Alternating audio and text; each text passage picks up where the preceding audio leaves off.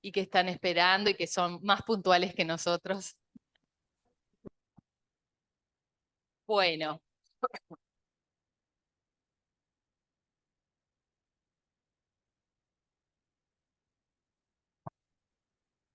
Tenemos hoy entonces la segunda actividad de este ciclo Parentalidades y en esta ocasión volvemos a tener, pero en este momento con su protagonismo absoluto, al Laboratorio de Niños, con el cual tuvimos el gusto de empezar un intercambio allá por el año pasado, creo que fue. Les contamos que estábamos en este tema y ellos además justamente también lo estaban trabajando. Así que el trabajo que vamos a compartir hoy tiene una historia previa. Fue presentado en las jornadas del Departamento de Niños y Adolescentes de APA, Nuevos Contextos y Desafíos en la Clínica de Bebés, Niños y Adolescentes, hoy en octubre del 2023, pero a su vez ha tenido revisiones y actualizaciones, con lo cual está bueno porque se genera como ese intercambio entre la científica y los laboratorios en un movimiento de trabajo y de enriquecimiento mutuo. Voy a nombrar, para agradecer, el Laboratorio de Niños. Está integrado por Patricia Arévalo, María Bauer, Mariel Brizolara, Élica Capnicas, Verónica Correa, Santiago Fernández, José Gallego, Dina Gonet, Jacqueline Hirschfeld, Ilana Luxemburg, Paola Poncino y Patricia Singer. Dos cosas antes de empezar. Por un lado, viendo un poco lo sucedido la vez pasada y que no es nuevo para nadie, sé que es antipático, pero vamos a tratar de abreviar las intervenciones.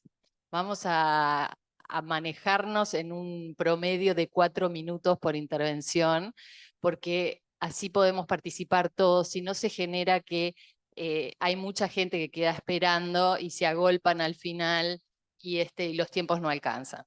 Entonces, bueno, de la manera menos dura posible voy a tratar de ir mirando el tiempo.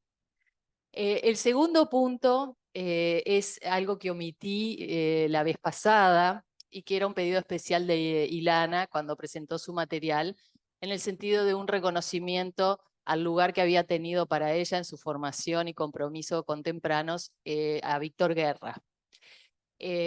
Quiero hacer propio ese reconocimiento, pedirle disculpas a Ilana y además hacerlo nuestro porque indudablemente, tal como la otra vez también retomó Marina o como en este mismo trabajo se lo cita, ha tenido sin duda un papel muy relevante para todos los que trabajan con niños y trabajamos en análisis en general. Así que vaya el reconocimiento para Víctor y las disculpas para Ilana.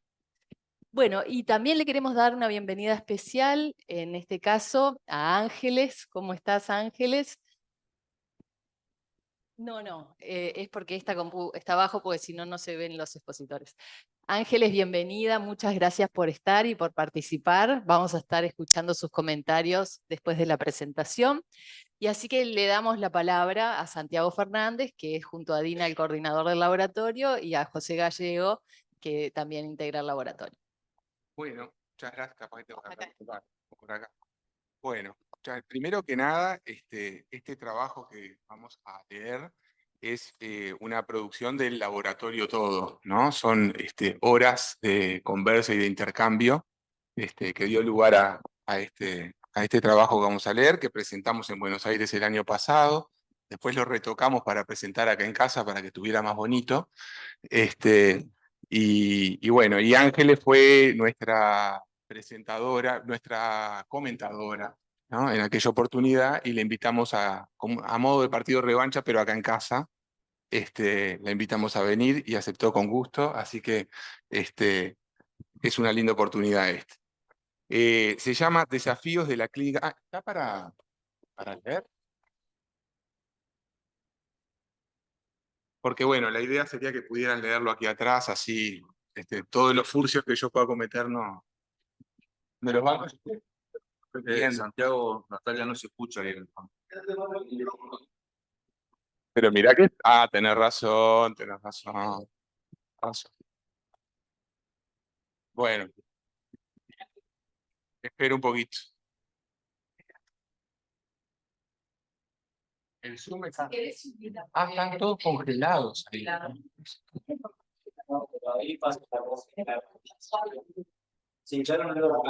Yo no toqué nada. Quietito acá.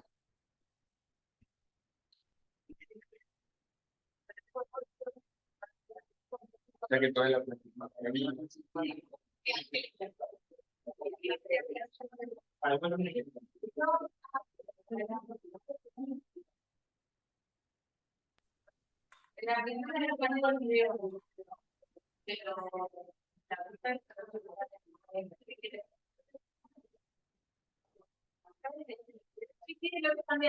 Chicos, hay que leer la pantalla.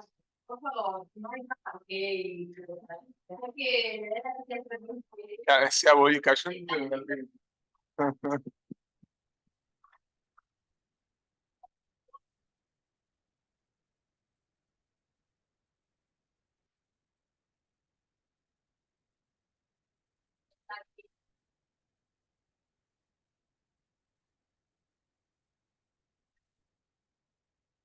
Fumando don Álvaro.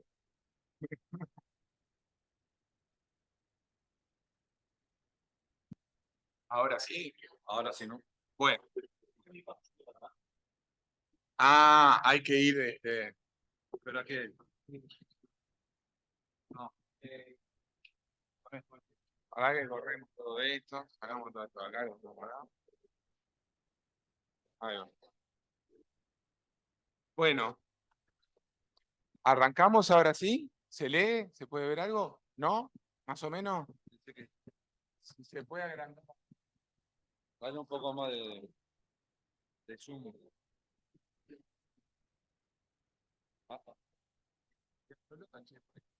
¿No? ¿El vínculos parentales? Claro.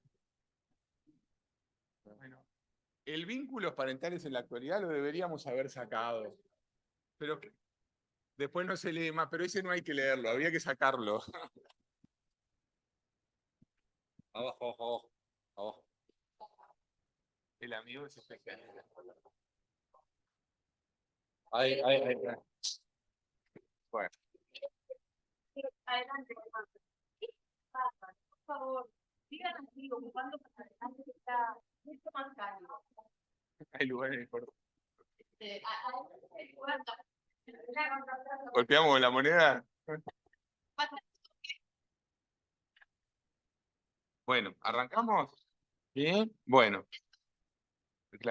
Sí, ya está.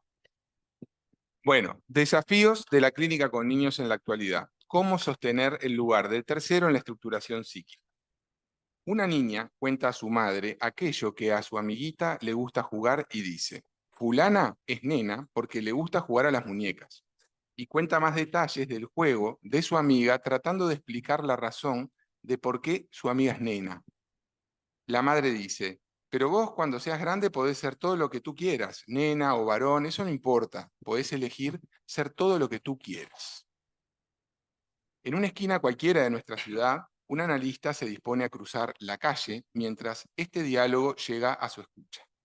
Ante la complejidad y la potencia de esta frase, podés ser todo lo que quieras, dicha por esta joven madre a su pequeña hija de unos 3 años de edad, más o menos, y ahora narrada al grupo del laboratorio por nuestro testigo casual, nos interrogamos sobre los ideales que en este ser todo se encuentran en juego. La completud que asoma como un posible sentido detrás del discurso materno es...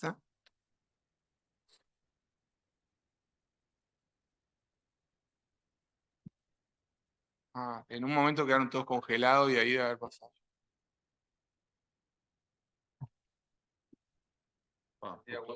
Justo lo tiene que comentar. Dado que es la comentarista, estaría bueno.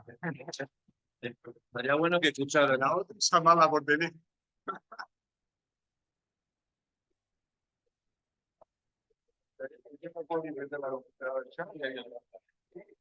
Empezamos de nuevo.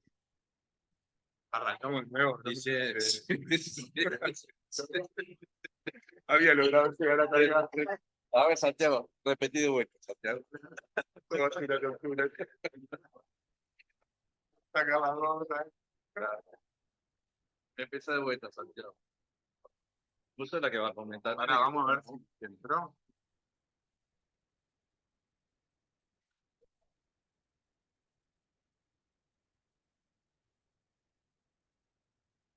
Y bueno,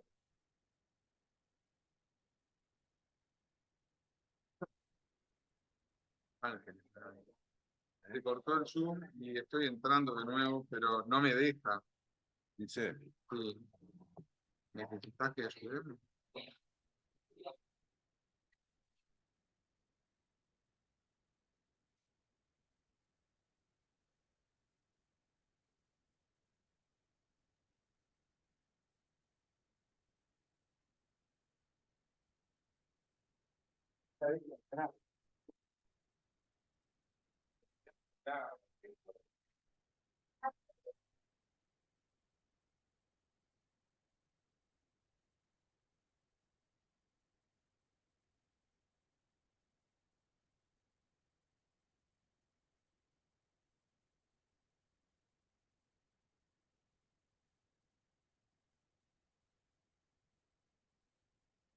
Perdimos el satélite, bueno, estas cosas pasan en no vivo. de vuelta, Santiago, empieza de vuelta. Ni pienso en vez de empezar de nuevo.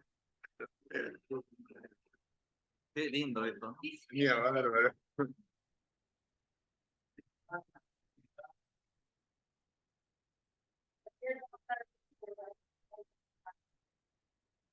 Respirando. Bueno, yo, por ahí tenemos el trabajo, pero ¿Cuál trabajo? me da un poco.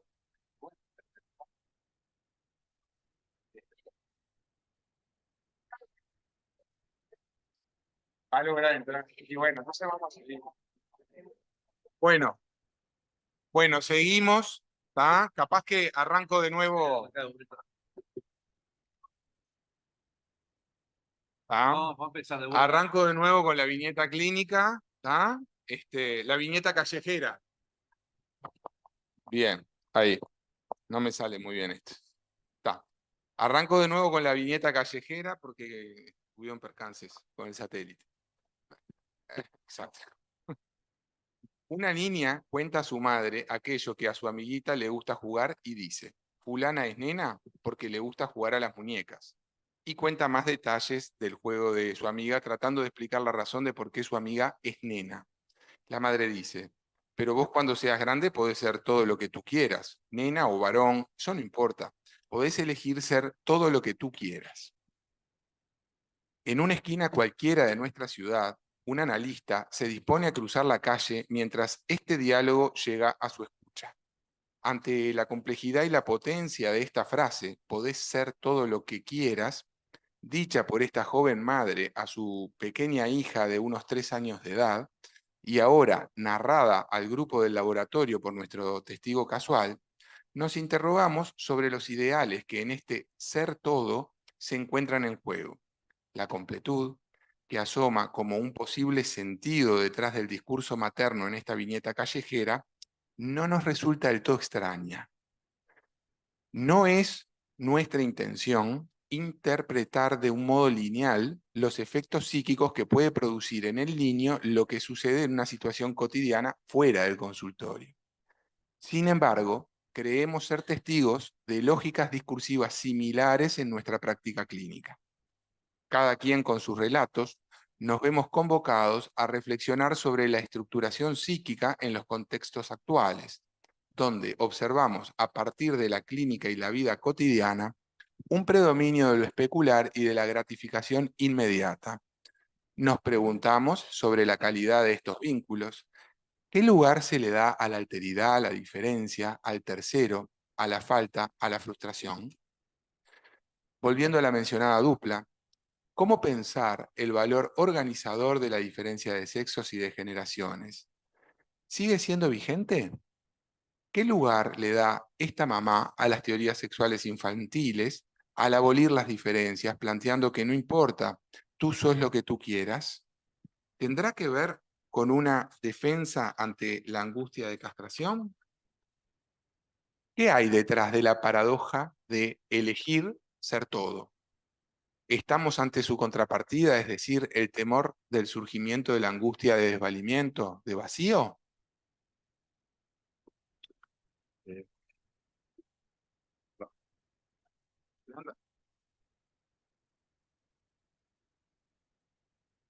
sí. Como plantea Pierre Olañé, cito, decir que ya en lo primario, como plantea Pierre Olañé, decir que ya en lo primario se abre camino al principio de realidad, presente desde que se produce un reconocimiento de lo exterior así, confirma la precocidad del papel de prótesis que desempeña la psique materna y su discurso que se anticipa al yo. Impone a la psique una interpretación del mundo que implica una violencia para él y permite, así, la organización de un espacio al que yo pueda venir. Cierro comillas. Creemos que la viñeta nos muestra aspectos de la cultura actual, poniendo énfasis en el derecho de cada uno en elegir libremente, creyendo ilusoriamente que se evitará marcar con su deseo a la hija. Incluso la identidad de género. Esto nos lleva a pensar psicoanalíticamente e interrogarnos acerca del desamparo ante la propuesta omnipotente de la madre y el devenir en la constitución subjetiva del niño. Sabemos también que la violencia ejercida por el otro en su función de amparo ante el desvanecimiento inicial propio de nuestra existencia como humanos es un vector inevitable, el cual dejará huella más allá de los contenidos ideológicos presentes en el discurso, operantes como vehículos del deseo de ese otro subjetivante. En tal sentido, cabe interrogarse sobre el lugar en que queda esta niña que no solo se la habilita a ceder a un todo, sino que de alguna manera se le transmite que si tú puedes, debes acceder a ese todo. Pensamos en una inversión de la máxima kantiana tal como lo plantea Daniel Hill. El puedo porque debo queda invertido y se transforma en debo porque puedo. Aparecería un super-yo que ordena gozar, desproblematizando la sexualidad al hacerla una simple opción, despojándola del conflicto y la tensión inherente a la misma. La idea con este trabajo no es dar respuesta definitiva a la cuestión, sino sostener y desplegar las interrogantes planteadas o abrir nuevas preguntas, sin olvidar que se trata de la complejidad de fenómenos singulares, particulares para cada sujeto. Bien, vamos a el cual hasta ahora nunca había sido habitado. La posibilidad de crecimiento psíquico requiere de amparo, entendido como un marco que implica un otro que sostiene, rodea y protege, sin dejar de invitar a la separación. Un sostenido compromiso libidinal que no ahogue y vaya invitando a la terceridad. Sostén y separación son movimientos necesarios para la estructuración psíquica. ¿Qué sucede cuando no hay tal posibilidad? Cuando los ritmos y sincronías experimentados en el vínculo madre-hijo parecen no habilitar una terceridad. ¿Cómo se va gestando ese lugar del tercero en los inicios del desarrollo? ¿Y cómo se configurarán las triangulaciones precoces como prólogo del tercero edípico? Tomamos los aportes de nuestro querido Víctor Guerra, quien hace una distinción entre los conceptos de triadificación, tercero y terceridad. La triadificación sería la experiencia de estar en tres o entre tres, que se expresa fundamentalmente en un elemento factual, concreto, y que no necesariamente implica una terceridad. Se puede estar entre tres, padre, madre, hijo, con una fantasía de completud donde no circule el valor de la prohibición y de la diferencia, como observamos sucede entre Juana y sus padres. Víctor piensa al tercero como lugar simbólico de quien ejerce la función de corte, de transmisión de una ley, que se interpone en el anhelo parental de completud narcisista. La terceridad sería una potencialidad psíquica que implica la eventualidad de generar un lugar tercero. Diría este autor, Víctor, que se necesitan tres para que dos tengan la ilusión de ser uno, pero también se necesitan tres para que dos abandonen la ilusión de ser uno y pueda así devenir sujeto psíquico. Podríamos pensar que estos padres buscan a través de las diversas consultas un tercero, alguien que los ayude a transitar un proceso de separación, poniendo palabras, habilitando la diferencia, a diferir, a dar lugar a la espera, al no, al otro. ¿Cómo han transcurrido los momentos de presencia, ausencia, frustración y gratificación? ¿Cómo ha sido la interacción de las necesidades y las respuestas con una mamá que parece no poder estar lo suficientemente disponible para acompañar el tránsito del destete? ¿Cómo salir de lo dual hacia la transicionalidad sin caer en la violencia de un corte abrupto? De la viñeta clínica nos quedan varios apuntes para nuestra reflexión grupal. Reaparecen conceptos que nos interpelan e interrogan, como el de terceridad. Nos preguntamos sobre la base de lo que parece ser un deseo de completud fálica de la madre. Ella es primera todo, denotando cierta dificultad para dejar entrar en este apretado vínculo al padre. Volviendo a la ilusoria libertad, parecería que aquí la mamá se pone en un lugar de igualdad, borrando la diferencia generacional, la necesaria asimetría, dejando a la niña en una situación de desamparo. En ambas situaciones, tanto en la situación cotidiana en una esquina cualquiera y en la pincelada clínica, repiquetean los mismos tonos, se escuchan sonidos similares. Las diferencias que Freud dejó planteadas como organizadores psíquicos parecen sonar bajo, casi inaudibles en los tiempos actuales. Hoy escuchamos, entre otros paradigmas, un corrimiento parental del lugar del no, un acompañar sin influir, la fantasía imposible de no marcar al niño con el deseo propio, de dejarlo libre ante un mundo de elecciones, que vaya decidiendo por sí mismo con la menor confrontación posible, dejando al niño a la intemperie del desamparo, con todo lo hostil que esto significa. En un mundo vertiginoso, tecnológico, las funciones parentales corren el riesgo de quedar confundidas y desfallecientes. Las ofertas discursivas que de allí se escuchan se multiplican y se ofrecen de manera aparentemente aleatoria, de acuerdo a los algoritmos informáticos.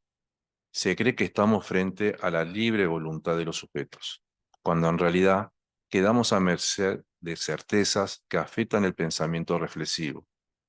Nos preguntamos por el impacto intrapsíquico de estas repeticiones.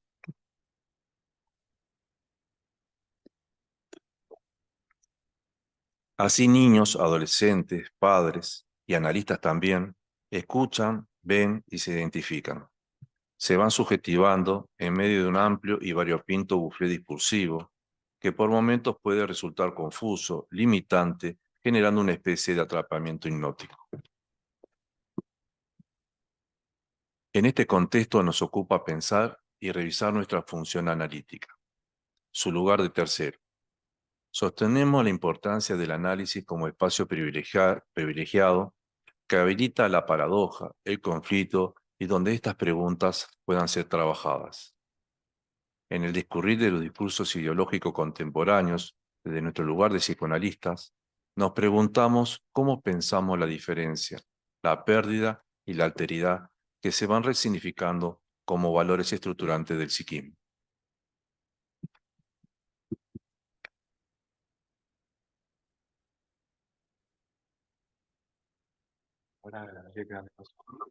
Le vamos a dar entonces ahora la palabra a Ángeles desde el Zoom. Ángeles, ¿estás por ahí? ¿Pudiste entrar?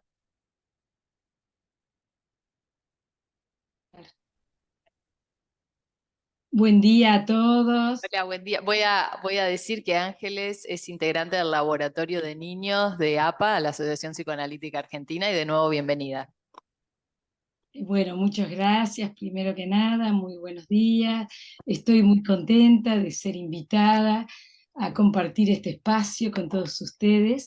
Es un gran honor haber recibido esta invitación. Siempre es enriquecedor y emotivo también al mismo tiempo compartir espacios de reflexión con colegas de mi tierra natal. Tiene esa parte de emoción para mí.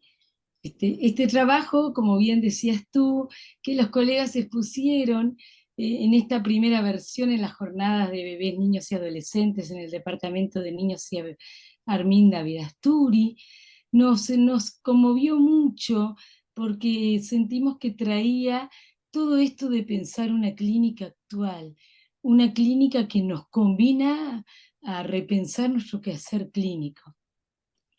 Bueno, en este sentido voy a agregar algunos comentarios, nada más que a modo de disparador, de puntas, para seguir pensando en conjunto, porque creo que a lo que todos nos gusta es el intercambio que nos va enriqueciendo. Los autores nos aportan una presentación respecto a la parentalidad y al escenario intersubjetivo en la constitución del psiquismo. Estamos en el tema de subjetivación temprana e intersubjetividad. El trabajo comienza con esta anécdota tan sencilla y tan rica a un mismo tiempo, sobre un analista que transitando por la calle escucha un diálogo entre una niña y su madre, donde la niña cuenta a su madre aquello a lo que a su amiguita le gusta jugar, a las muñecas y otros detalles. Y así concluye: fulana es nena. Ante lo cual la madre responde: pero vos, cuando seas grande, podés ser todo lo que tú quieras, nena o varón, eso no importa. Podés elegir ser todo lo que tú quieras. No nos olvidemos que cuando una mamá se ocupa de una hija, algo le resuena el desarrollo de su hija. Podríamos decir que la madre toma contacto con la propia niña que fue o que quiso ser en su interior. Hoy en día pensamos a los bebés, a los niños pequeños, como personas, sujetos en construcción. Parecería que estoy diciendo una verdad de perogrullo, pero lo aclaro porque hace 3 décadas atrás se pensaba en un lactante o niño pequeño más pasivo. Ha habido un importante viraje en nuestro quehacer como psicoanalistas de niños, de pensar la construcción de la subjetividad en un interjuego intersubjetivo con sus padres. Adherimos a la idea de que se va construyendo un sujeto que muestra su modo de explorar los objetos, sus ritmos, sus tiempos. Se va construyendo un niño rico, en el sentido de que tenga más recursos emocionales. La madre aporta un ideal de la cultura actual, con la cual ella hace eco. Podés ser todo lo que tú quieras. Una fantasía de tenerlo todo, de completud. Adhiero a los autores del laboratorio de niños cuando sienten que estos discursos se escuchan con frecuencia en nuestros consultorios. Lo que uno podría decir también es que en realidad la nena está intentando organizar el mundo en nenas y varones, de un modo que sabemos que responde a lógicas ancestrales. Es un intento de la pequeña de ordenar, de clasificar, ordenarse en el conjunto. Hay como 2 lógicas en juego. Una es la lógica de la nena y la otra es la lógica de la madre. La madre intenta marcar desde otra lógica, intenta abrirle el camino a la nena, como por ejemplo, respecto al pensamiento de hoy en día, el tema de género. En mi parecer, hubiera sido más sencillo que la madre dijese algo más o menos así. Pero también los varones pueden jugar con muñecas y tú puedes jugar con lo que se te dé la gana. En este diálogo, madre-hija, se plantea este otro problema, que se introduce el tema de género. Fulana es nena porque le gusta jugar con muñecas. A un varón también le puede gustar jugar con muñecas, dado que la madre sostiene que el jugar a tal cosa o tal otra, como por ejemplo jugar a las muñecas o a la pelota, no definiría el género. Pero en lugar de algo sencillo, le dice: vos vas a poder ser todo. Se adelanta, en mi parecer, a una problemática puberal y se adelanta al planteo de la nena. Cuando le dice: vos vas a poder ser todo, estamos frente a la desmentida de la impotencia. la desmentida de que no es posible poderlo todo. Por eso lo que se puede pensar, retomando un poco lo que los autores traen, es el tema del narcisismo. Plantean la cuestión especular, el pensamiento narcisista, como si es cierto que desde la lógica narcisista, desmentida mediante, sí se puede hacer todo. Se me ocurre, respecto a los padres actuales que consultan, que como a veces suponen que tienen que adelantarse a todo y mostrarles al hijo qué adelantados que están y quedan atrapados en estas cuestiones. Quizás la madre le contesta desde una lógica donde ella está procesando todo esto. Quizás desde un mandato cultural, los ideales culturales de hoy en día, de que le tienen que abrir todas las posibilidades a la hija. Creo que otra respuesta posible de la madre hubiera sido decirle, pero por ahí es nena por otras cosas también. A veces te vas a encontrar con nenas que no les gusta jugar con muñeca y que les gusta jugar con pelotas. Desarmar la cuestión de las nenas ligadas a ser madres y de los nenes ligados al fútbol. La mamá contestó desde una lógica adulta y desde una lógica narcisista. Y ahí sale ese mensaje, tú vas a poderlo todo. Y acá, tal cual citan los autores, cómo la madre se ubica en espejo con la hija, en esta lógica narcisista, se facilita el camino de la gratificación inmediata, un gran enemigo del bienestar. Si se trata de lo quiero ya, si no es ahora, no es nunca. Vivimos en el mundo de la inmediatez, todos con prisas, todos para allá, cuanto antes mejor, donde el niño se pone ansioso, nervioso, si tiene que esperar. Y los padres también, porque ya aceptamos que la normalidad es lo quiero para allá, a sabiendas de que esa inmediatez es adictiva. Y ahí tenemos otro problema, porque la gratificación instantánea evita que el niño pueda sentir, aprender a tolerar, además de que este comportamiento sabemos que genera cierta adicción. Acuerdo también con los colegas uruguayos de que se desmienten las diferencias generacionales, por sobre todo desmintiendo los momentos lógicos de cada uno, porque la nena está planteándose el tema de género, pero desde una lógica infantil. Ahora pasamos a pensar la viñeta clínica Juana, donde se ve una abolición de las diferencias generacionales, que está relacionada a las reflexiones de género también, del diálogo que escuchó la colega. Con Juana nos dicen que es la primera en todo, hija, nieta, sobrina, una hija divina, pero que se saca. Y cuando se saca, agarra de los pelos y quiere morder, como el abrazo familiar que empieza con un beso y le muerde el ojo al padre.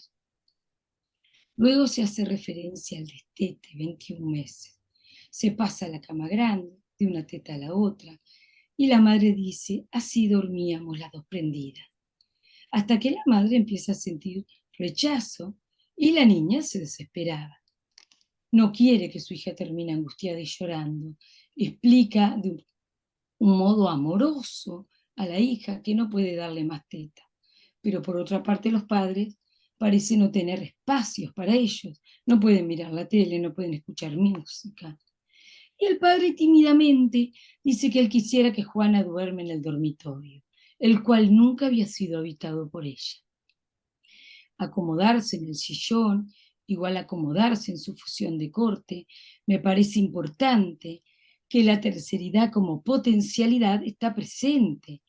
Y se busca en los profesionales ese lugar de tercero que los separa. El lugar del padre debería ser el de realizar el corte. Y bueno, sabemos que estos padres hicieron varias consultas. Me parece que es también lo que antes se transmitía a través de las generaciones. Como si la transmisión a través de las generaciones hoy día no bastara, no sirviera. Se busca profesionales para todo. Toda esa línea de lactancia respetuosa tiene un aspecto complejo. Si uno supone que es el niño que tiene que definir todo, esa lactancia demanda libre, como que es un lugar muy exigente para la madre y de excesivo empoderamiento del niño. Es esto que dice Freud en His Majesty the Baby. Una cosa es que en la fantasía de los padres ese bebé sea el más maravilloso del mundo, creo que sigue totalmente vigente. El problema es que hay una confusión de los padres, funcionan de un modo narcisista, no juegan sus ideales como ideal del yo, sino que el niño es maravilloso y es el yo ideal. El padre espera que el hijo sea el jugador de fútbol, vivir lo que no vivió. Pero eso es en el futuro, no en el presente. Y en este presente ya es maravilloso y lo va a poder todo. Está la desmentida de que un niño, y como niño, está en un estado de indefensión y desvalimiento. También vemos en la viñeta que los que quedan desvalidos, al igual que pensaron los autores, son los padres. Van con pocos recursos psíquicos, porque las lógicas narcisistas y porque quizás el poco vínculo que puedan generar en la medida que tienen a los niños siempre metidos en la cama. Es curioso, porque los padres de hoy en día, a mi parecer, también muchas veces parecen asustados frente a los niños. Y también estamos preocupados, muchos analistas de niños, por lo que pasa con la sexualidad de las parejas jóvenes, que quedan tan invadidos que parecen tener muy poco espacio para ejercer la sexualidad. Duermen con la puerta abierta, los hijos van y vienen, o van para la cama de los padres y ni vienen, o el padre duerme en la cama del hijo. ¿Cómo se desordenan los lugares? Queda todo muy desordenado. Y acá, en este caso que trajeron, hablan más de lo indiferenciado, habilitar a la diferencia, al no, al otro. Ahí podríamos tomar la cuestión de que si el adulto no da lugar a la espera y al no, está dificultando la estructuración psíquica. El tiempo de espera en un niño es un tiempo valiosísimo, que abre a la imaginación, que abre a la fantasía.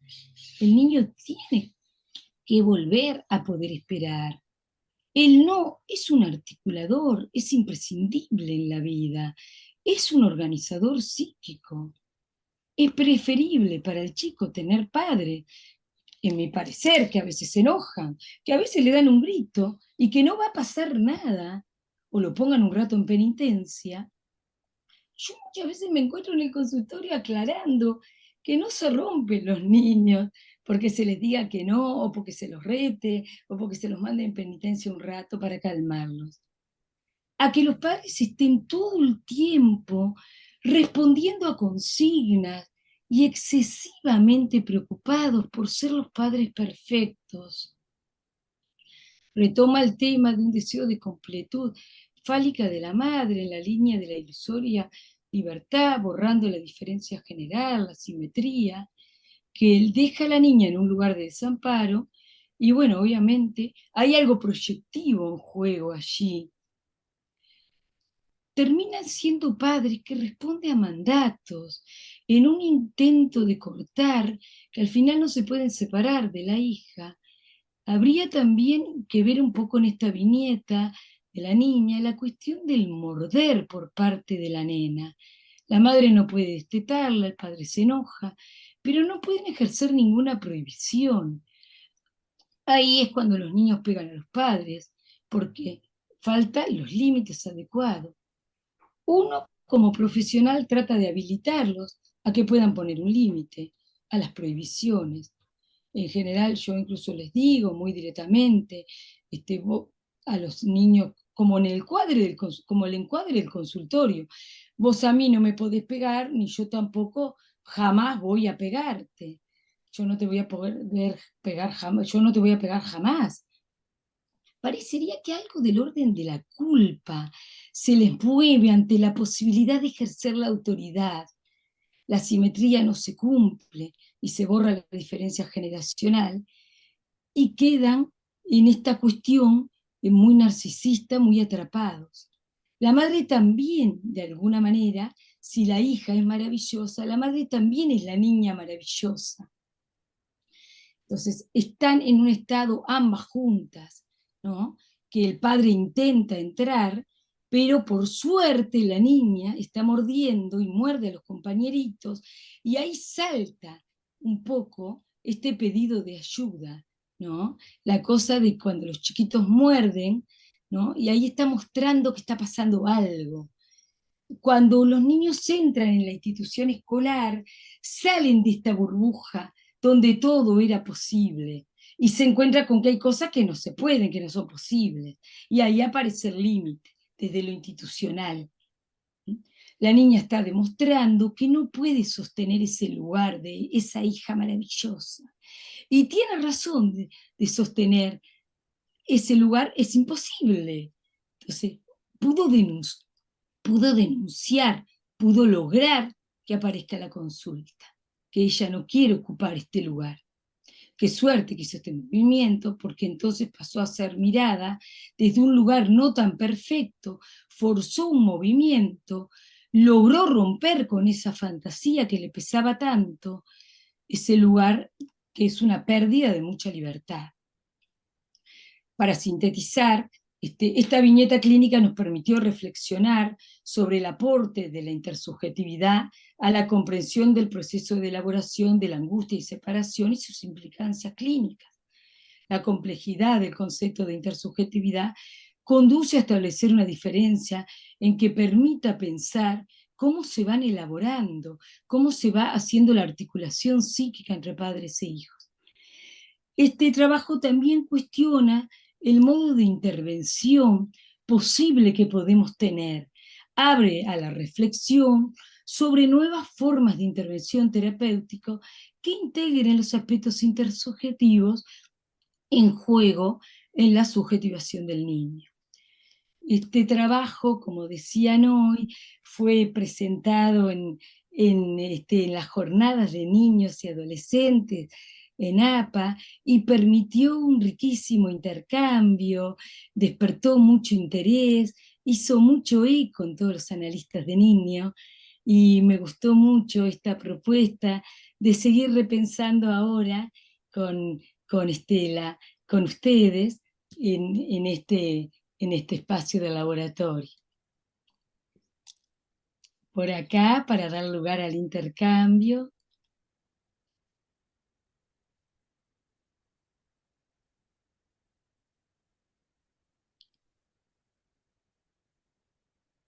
Muchas gracias, Ángeles. Y bueno, abrimos entonces a las intervenciones. Los escuchamos por 4 minutos. Porque tengo reloj. Okay. Está en 0. Sí, no está tan mal. No los cohibo.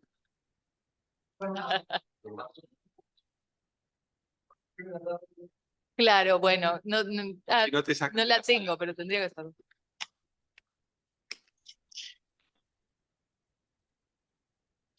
Como en la ONU, que se va poniendo amarillo y después rojo y se apaga el micrófono, está.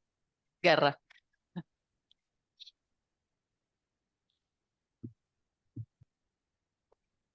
Bueno, empiezo yo porque yo quería intervenir mientras me puse ahí. ¿Cómo ponemos? Capaz que en el Zoom había otra gente para intervenir. No, Pará. ¿cómo ponemos en el Zoom? Estoy un poco perdida. En el chat. Pero Beatriz, ¿querés intervenir? Te doy a vos primero la palabra. Bueno, no pensaba tan primero. Lo que pasa que la verdad que la vez pasada, bueno, primero celebro el tema, celebro esta actividad científica, porque en realidad lleva a reflexionar, bueno, los que hemos estado en otro periodo, sobre los cambios y cómo pensar esos cambios en la forma de trabajar y en lo que pensamos acerca de la forma de trabajar. Y la vez pasada yo no pude estar, pero vi la actividad científica también. Y entonces lo que vi y lo que escucho ahora me lleva a puntear algunos aspectos, ¿no?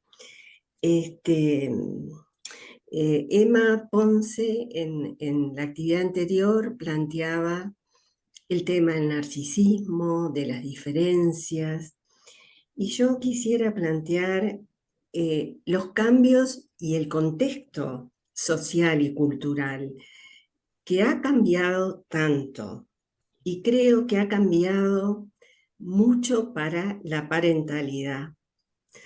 Me llama la atención y también lo que ha sido, lo que señaló María de los Ángeles, el término todo en lo que tiene que ver en la descripción de los padres, ¿no? En realidad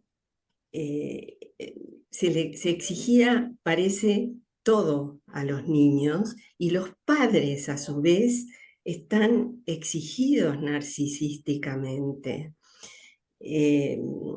Creo que en ese sentido la parentalidad está más frágil. Parecería que hay como un ideal de dar todo, algo que Víctor también decía, todo a los niños. La vez pasada había una viñeta que una niña de 4 años se le daba todo. Se estaba 8 horas, creo, o después música, y la niña tenía algunas, no recuerdo exactamente, algunas conductas autistas, tenía problemas en la escuela. En este caso, no sé, es una familia que tiene también aspectos narcisistas muy importantes, algo así de todas las expectativas que se espera del niño, y no sé si de los padres también.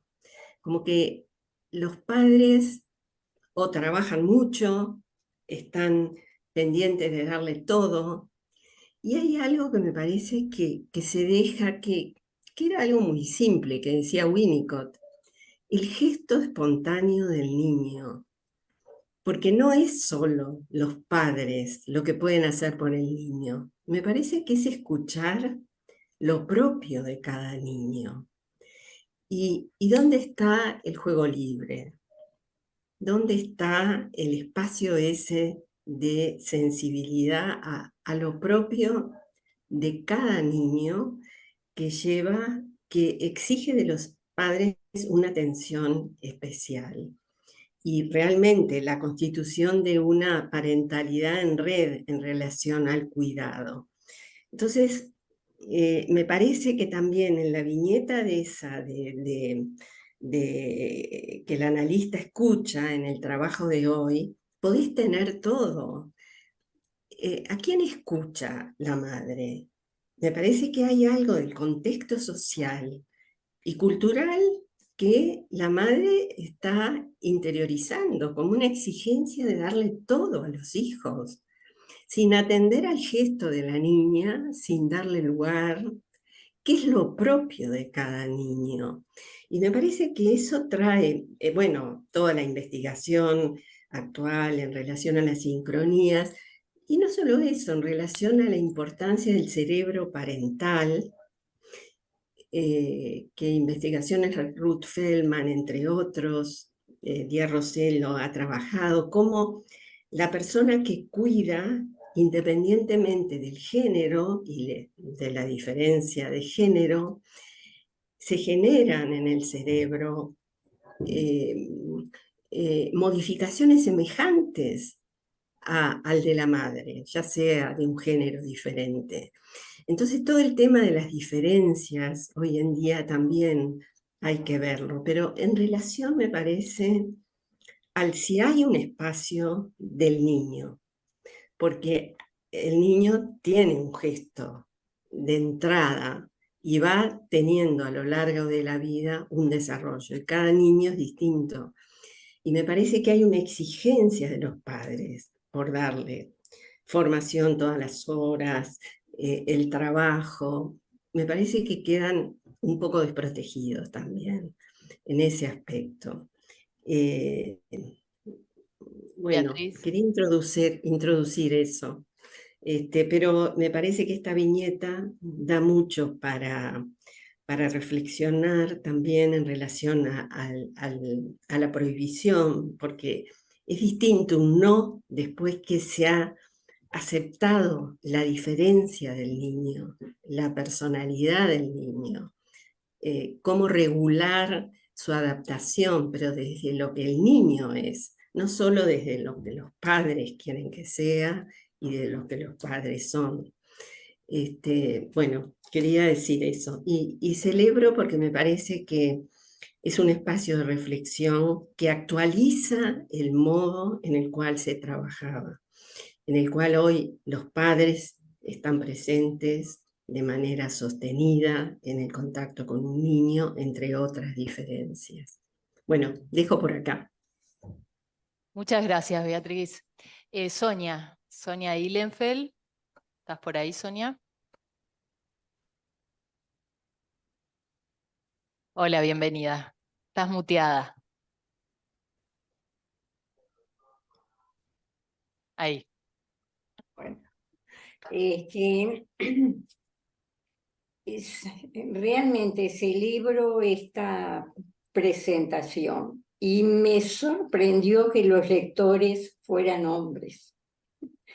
Justo en el mes de la mujer y con toda esta Son temática. los cambios epocales, Sonia. Bueno. El trabajo me pareció muy lindo porque es el tipo de trabajo analíticamente reflexivo que lleva como, a mí por lo menos me llevó a seguirlo con mucha atención y con ganas. Y eso importa muchísimo en nuestras transmisiones, pienso, ¿no? Por un lado, agradecerle a Ángeles todos sus comentarios, donde ella plantea también este problema del adulto que no da lugar a la espera y al límite, lo que después también es tomado por Beatriz con el todo es posible, y con esto asocié con la viñeta y este amamantamiento tan prolongado con las dos tetas disponibles. Entonces, ¿no? Creo que podríamos preguntarnos, ¿eso permite el desarrollo de lo que Beatriz decía, ¿no? El gesto espontáneo en el niño? No sé, ¿no? Ser todo, ¿es ser? ¿O es ubicar al niño en un lugar de poder para el cual no está preparado y no es dar lugar a su poder de desvalimiento, que importa muchísimo también para poder sentirse protegido, ¿no? Entonces, pero claro, esto cultural y la ubicación de los seres humanos, porque ¿cuánto puede estar llevando a ubicar al frágil en el lugar del poder? Y eso, las consecuencias que después han traído en la humanidad, los extremos, ¿no? Y la destructividad.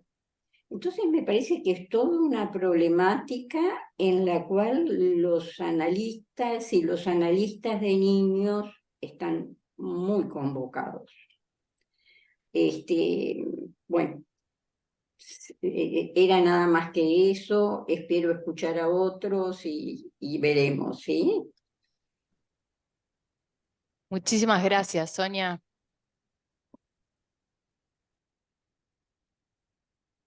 Bien, entonces aprovecho yo lo que había pensado. Un poco siguiendo la línea de nuestras discusiones, ¿no? La semana pasada con Emma y ahora este trabajo, evidentemente, que apuntan a un núcleo que tiene mucho en común. Yo voy a tomar mi propio sesgo de lo que a mí me quedó resonando en relación a este tema de las diferencias, o ahora como traían tanto Sonia como Beatriz, del contexto y de lo epocal, ¿no? Por ejemplo, en el primer diálogo madre-hija, la niña dice, fulana es nena porque le gusta jugar a las muñecas. No dice, a fulana le gusta jugar a las muñecas porque es nena. Y a mí me parece que se introduce un primer matiz que es interesante en relación a lo performativo del género, que se hace en el hacer, en la repetición de un hacer, lo cual ya de pique supone una cierta afrenta a una cierta esencialidad, ¿no? Biológica, genética, como se quiera, de lo que es ser un varón o una nena, ¿no? Como decía Judith Butler, el sujeto no expresa su identidad, actúa su identidad. Ese como el primer sesgo. Después, por otro lado, la madre le dice, cuando seas grande podés ser todo lo que tú quieras, podés elegir. Y entonces se me ocurren varias acotaciones a eso, ¿no? Primera acotación, al hacer todo lo que tú quieras, ¿no? Se lo dice. Es en el orden del lenguaje, es decir, de la inscripción, que como tal siempre es marca de represión, de pérdida, no es puro deseo, no es el todo, ni mucho menos la cosa. Para la niña ya hay una nena y ya hay un varón. Segunda acotación, cuando seas grande, una postergación, un ahora no, un cuando llegue el momento, que quizás justamente alude a una represión de la sexualidad infantil, no tanto a una habilitación. Tercera acotación, están por cruzar la calle, seguramente la lleve a su hija de la mano, quizás al llegar a la casa le dice que es la hora de la merienda o de hacer los deberes. Hablábamos la otra vez con Verónica Correa de esto en el sentido de cuántos otros límites e interdicciones en acto mientras le dice que puede hacer lo que ella quiera. Entonces, un poco como provocadoramente, pero para poder pensar en estos nuevos mandatos de la cultura contemporánea, por supuesto, como dicen bien ellos, estos ideales, pero que no sabemos cuánto están en articulación con una castración simbólica, inscripta o no, en la madre, en los padres. Cuando ellos hablan de alteridad, diferencia, tercero, falta, frustración, creo que son conceptos muy diferentes y que aluden a niveles muy diferentes en la estructuración psíquica. Ahí yo creo, en lo personal, que con respecto a la cita de Piera, que no se trata en este caso de un desamparo, sino que justamente sí, concuerdo que estamos frente a aspiraciones narcisistas, como decía Ángeles, de un nuevo estilo de Su Majestad el Bebé, pero que el discurso de un no límite, de una indiscriminación, no se dice con palabras, sino verdaderamente con actos que arrasan la alteridad y la subjetivación del otro. Y entonces sí, estoy de acuerdo con muchas líneas de problematización que se abren aquí, quizás además sea más problematizador justamente esta cierta orfandad en que deja la madre a la hija con respecto a la filiación de las mujeres o de lo que es ser una mujer o una nena. Bueno, no sabemos, pero no necesariamente me parece que se puede reconducir una cosa a la otra y mucho menos a escenarios muy tempranos o del orden del desamparo. Y todo esto no quita pensar justamente, y creo que es nuestro compromiso, lo que está sucediendo de lo sintomático en las parentalidades o el corrimiento de las funciones o las nuevas dimensiones de la función de investidura y de corte. Pero bueno, hasta ahí lo que quería decir. ¿Puedo decir una cosa? Porque si no me voy a olvidar. ¿Cómo no? No, es una acotación. A mí me parece que este trabajo lo que plantea, o la intención de plantear, un poco siguiendo la línea de Emma de la vez pasada, es ver las paradojas y lo complejo. Las palabras también son actos. Entonces, uno habla y habla también actuando. Entonces, yo no haría una discriminación entre la comunicación verbal de lo gestual. Yo creo que usaría el I, no el O. Nada más que eso. El I, no el O. Un poco lo que se habló, un poco siguiendo la línea.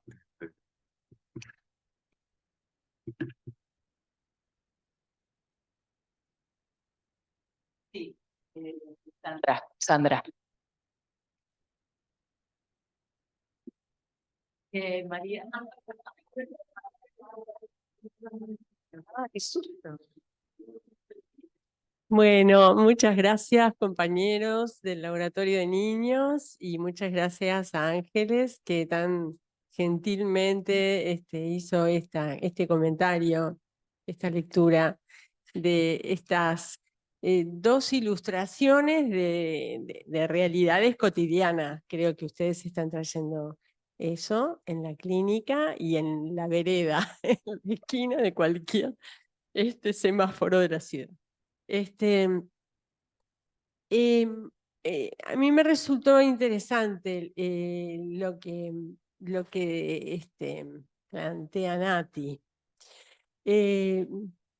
Me pareció que de esta consulta no mostraron entrevista de juego. No, porque ahí está parte del meollo de lo que es la subjetividad de una nena de 21 meses. A pesar de que tenga 21 meses, nos puede mostrar muchísimo la vía regia, como decía Melanie Klein, ¿no? De lo que, bueno, de lo que es su conflicto, ¿no? Y yo me quedé pensando en un par de conceptos. Digo, hay muchísimos conceptos volcados en el trabajo y también en aspectos que Ángeles señaló. Me parecen que todos son muy, abren a nuevas a preguntas que todos tenemos que pensar, ¿no? También Sonia habló de la destructividad. Yo me quedé pensando en la primera situación, la propuesta de todo o nada, ¿no? En la que queda sumergida la nena. Hoy la escuchamos en muchos niveles. Hay madres espantadas porque sus hijas quieren jugar al fútbol, ¿no? Y sin embargo, el fútbol no significa que haya una orientación de género sexual por fuera de lo femenino. Sin embargo, hay preocupaciones en relación a eso, ¿no? Y creo que el tema que están trayendo, bueno, de cómo se escucha la demanda o la propuesta de un niño y la lectura que hacen los padres, es todo un desafío para nosotros, ¿no?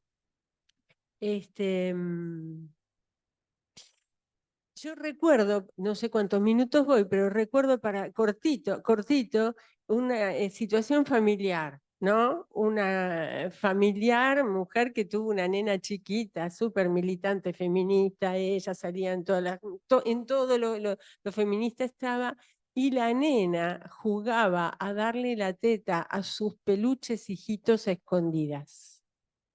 O sea, qué efecto, ¿no? Violento. Y sin embargo, hoy la nena tiene 6, 7 años, es una nena divina, con todo lo rosado, fucsia, moñitas en el pelo, todo lo que sea antimadre está ahí. O sea, antimadre quiero decir antidiscurso político de la madre. No Violeta, rosado. O sea, ante el discurso político de la madre, y esto va en la segunda línea lo que me parecía interesante proponer, ¿no? Digo, porque lo que aparece como síntoma en la escuela es el sadismo oral de la nena, ¿no? De una nena que por un lado no es destetada y por el otro lado es mandada 8 horas al jardín. Entonces ahí hay como una transicionalidad evitada, ¿no? Como desmentida, decía Ángeles, ¿no? Los efectos de desmentida que puede haber, ¿no? A la hora de establecer separaciones, que deben ser graduales, que deben ser de espera, que tener la cunita en el cuarto, que dormir la siestita en el cuarto para que esa cama sea apropiada por la niña y no pasar de la cama matrimonial a los 2 años a dormir en el cuarto propio, cuando todavía lo propio no está instalado, ¿no? Y lo mismo con el destete, o sea, acá hay algo de la desmentida, de la hostilidad que le debe provocar a los padres, y me pregunto por lo especular en este sentido, en donde la niña queda atrapada en algo muy hostil, que proyecta en el entorno y que proyecta en los mismos padres. Ese sadismo oral que muerde la teta, que me deja 8 horas abandonada, cuando me tuvo colgada durante tanto tiempo, ¿no? Me parece que es interesante pensar algo de la desmentida en ese sentido. Y creo que hoy en día, para terminar, para que llegar a los 4 minutos, ¿no? Lo que proviene de lo cultural, ¿no? Porque está en lugar de la ideología ocupando quitando el espacio a la identificación, como diría Winnicott, ¿no? Los padres identificándose con el hijo, identificándose con lo infantil, con las necesidades, en fin, con todo lo que se ha planteado como transicionalidad. En cambio, lo político, ¿no? Se infiltra como ideología y quita la capacidad reflexiva y el gesto espontáneo de los padres. Acá no olvidemos que también los padres tenemos o tuvimos gestos espontáneos con nuestros bebés, ¿no? Y sin embargo hay algo de un mandato social, ¿no? Que no permite hacer esa lectura. En fin, por ahí, esa es la reflexión que me despertó el trabajo y los comentarios. Muchas gracias. Gracias, Sandra. Pasale a Jimena, que está al lado. ¿Sí? ¿Tan rápido? No. Bueno, también celebro el tema, la manera, me gustó, no hay por qué presentar grandes casos, sino con viñetas creo que ya es suficiente para activar la posibilidad de pensar colectivamente sobre temáticas, sí, actuales. A mí me parece que eso que traen, más allá de trabajar hace mucho tiempo con niños y sus familias, trabajo con docentes, que es un insumo para mí muy valioso porque es como, bueno, otras miradas de crianzas diversas, diría yo, para definirlo de alguna manera, con la espontaneidad bueno, de ese trabajo en grupos de niños y sus familias. Entonces, recuerdo a ver, lo acoto como viñeta, una docente que me decía, porque vino la mamá con la niña en pijama diciéndome, no puedo, ¿te animás a vestirla? O sea, porque no podía enfrentar la pataleta de la niña de mañana que no quería levantarse e ir a la escuela. Y bueno, digo, de esas temáticas, de esos ejemplos tengo bastantes. Entonces, ¿qué es lo que diría? Como a mí se me destaca algo que Víctor Guerra hace muchos años, también trabajando con colegas en institución, en Jardín 244, Malvin, y él en Maternalito, esto de un artículo que llamó La casa tomada, ¿no? Tomando el cuento de Cortázar. Esto que me parece que es emblemático y que nos muestra una manera de funcionar que nos interpela hace muchísimos años a muchos de nosotros, por lo pronto.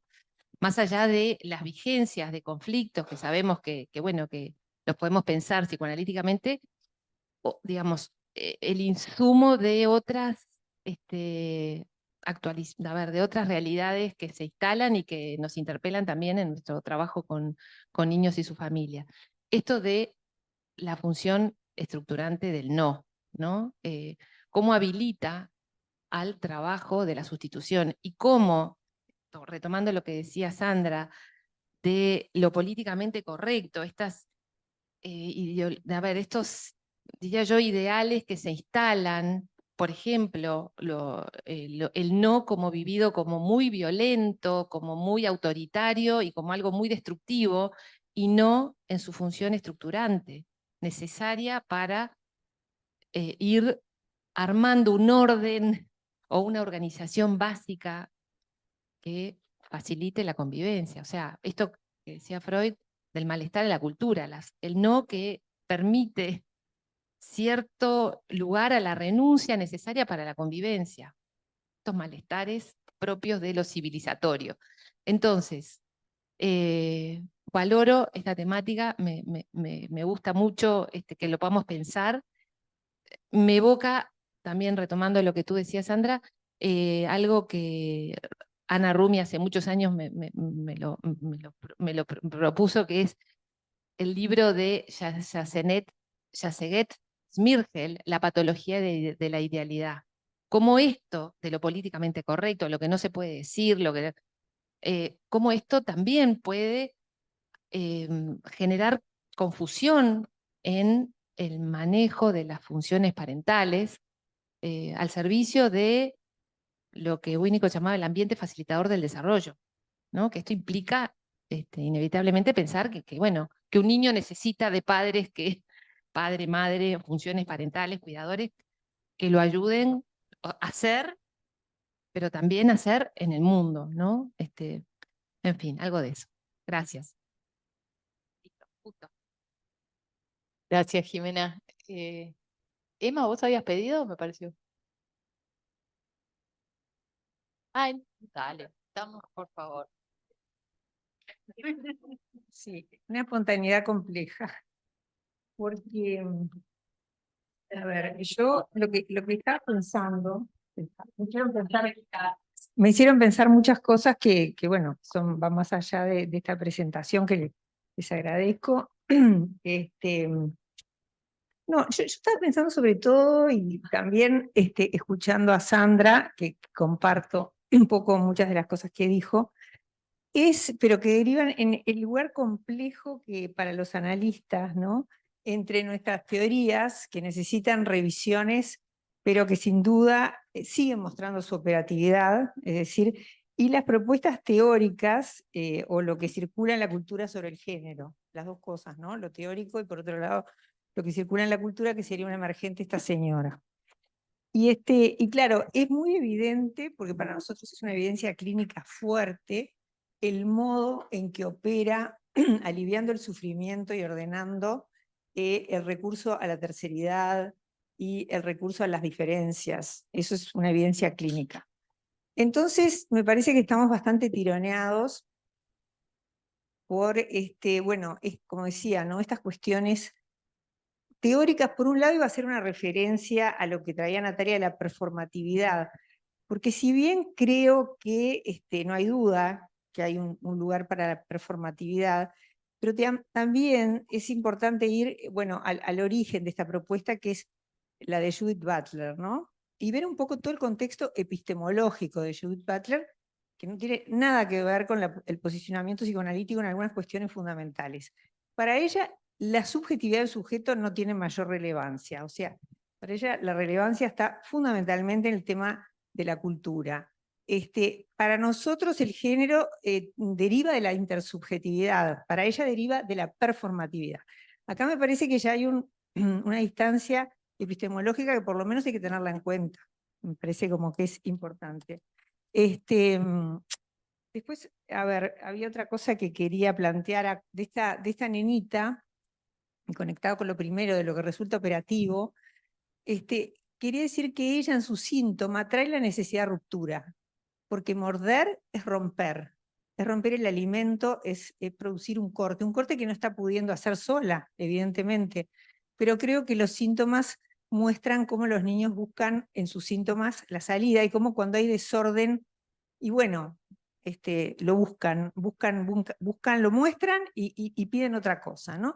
Entonces, en ese sentido creo que tenemos algunas teorías, no, que las tendremos que revisar, que tendrán puntos flojos, que tendrán puntos que uno se cuestiona. Seguimos hablando de castración simbólica cuando la castración hace una referencia claramente a un ordenamiento fálico y estamos cuestionando el ordenamiento fálico. ¿No será mejor hablar de falta? Pero, a ver, yo entiendo que el término castración simbólica significa falta y no estoy cuestionando el contenido. Estoy pensando en los efectos que va teniendo en el psicoanálisis los problemas que trae estas revisiones o estas cuestiones, y que por momentos siento que nuestros discursos están como muy disociados, vamos para acá, vamos para allá. Es decir, que siento que los analistas todavía estamos muy en transición y no tenemos muy claro dónde pararnos con nuestras teorías que nos ayudan y las nuevas propuestas. Por ejemplo, otra cosa que quería decir con respecto al tema de la diferencia. porque a mí me impresionó bastante cuando estuvo en la APU Tami Ayuch. Entonces, creo que alguien le pregunta sobre la diferencia sexual. Entonces, la respuesta que él tuvo fue así: no se preocupe, señor, fue algo así, no se preocupe, señor, que la diferencia sexual va a seguir existiendo, quédese tranquilo, le dijo, porque si una persona va por la calle y le preguntan si es hombre o mujer y dice que no sabe, le va a dar una piña, le van a dar una piña. Entonces, a mí me dejó pensando la violencia que representa la diferencia sexual para cierta parte de nuestra cultura que, vamos a decir, que plantea que la diferencia es un tema que habría que dejarlo de lado y bueno, y entramos en el tema de la diversidad. Diferencia, diversidad, hay que elegir, pueden compatibilizarse. Bueno, vamos a seguir pensando que la diferencia sexual es estructurante. No sé, por eso digo, no son cosas que tengo muy claras así como conceptualmente, son preguntas, y son preguntas que me gustaría llevar a este congreso que está organizando Nati, que me parece que pone arriba de la mesa temas muy importantes, y creo que deberíamos empezar a pensar, porque también me parece que el Congreso nos agarra muy de golpe, capaz que nos hace mucho bien eso, sobre temas como estas cosas que yo estoy planteando, que siento que por ahí seguimos usando terminologías de un tipo, de otro, y nos falta pensar desde la clínica y desde las teorías estos cambios que están ocurriendo, pues los nombramos, pero nos cuesta mucho como agarrarlos, ¿no? Poderlos agarrar con nuestra terminología, poder revisar nuestras teorías y ver que sí, que no, ¿no? Estudiar más de género para ver un poco qué estamos diciendo. Bueno, no sé, pensamientos así que quería decir. Sí. No, para pensar, ¿no? Yo me pregunto, bueno, es cierto, todos nacemos dentro de la cultura y la cultura nos impone, ¿no? A través de nuestros padres, el rol de social, el rol de género, muchas cosas nos impone, ¿no?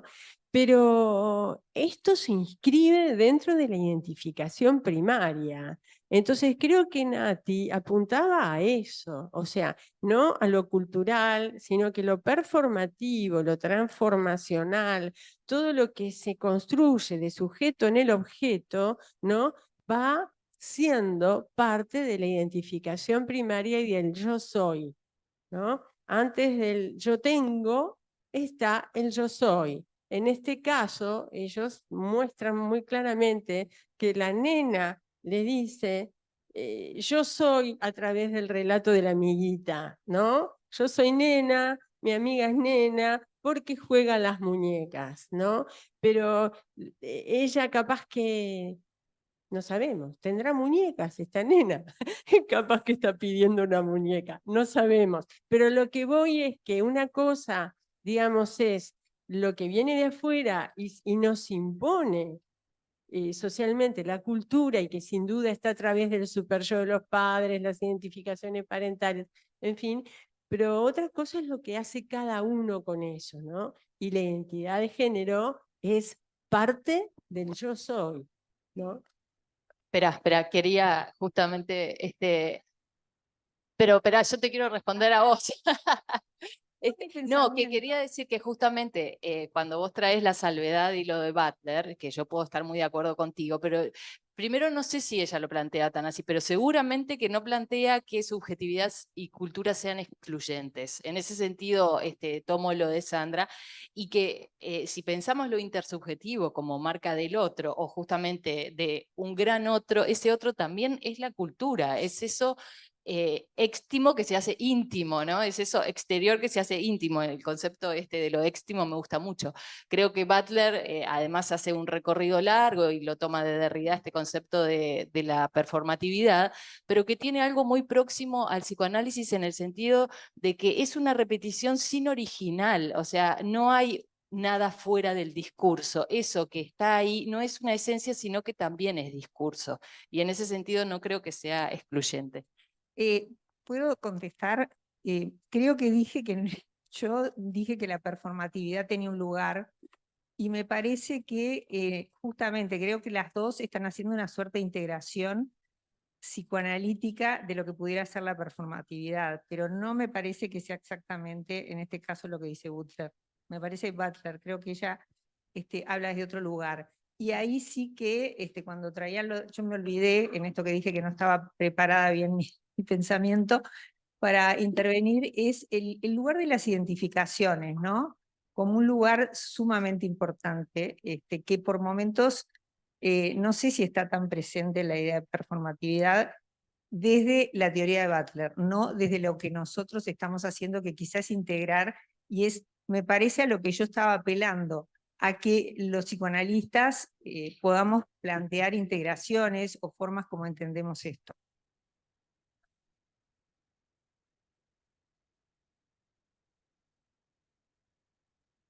Primero que nada quería decir mi admiración y mis respetos totalmente a los analistas de niños, cosa que nunca hice y que de verdad nunca hice porque me parece difícil y de verdad admiro esa posibilidad. Entre otras cosas por lo que quería decir ahora, que tiene que ver en parte con lo que venía planteando Emma de la práctica y de lo teórico, que tiene que ver con cómo posicionarnos el lugar del analista, que es una cosa que a mí me preocupa siempre mucho, cómo posicionarnos en una cosa que no olvide que también nosotros estamos en esta cultura, que ni siquiera podemos dar cuenta del todo cuál es, y cómo hacer para no, como analista de niños, bueno, yo sí trabajo con adolescentes, o sea que en parte también esta cuestión, ¿no? De no ponerse en un lugar moral, que me parece que es como lo más peligroso de esto, de repetir cuestiones que incluso a uno le suenan morales.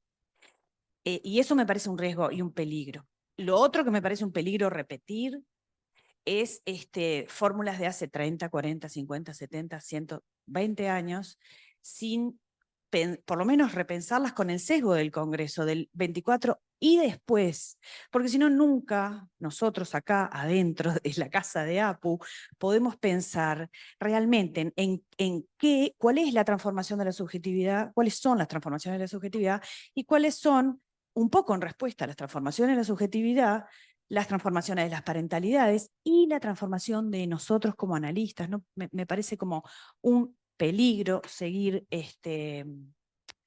o sea, caer en una cosa bastardizada, ¿se dice así?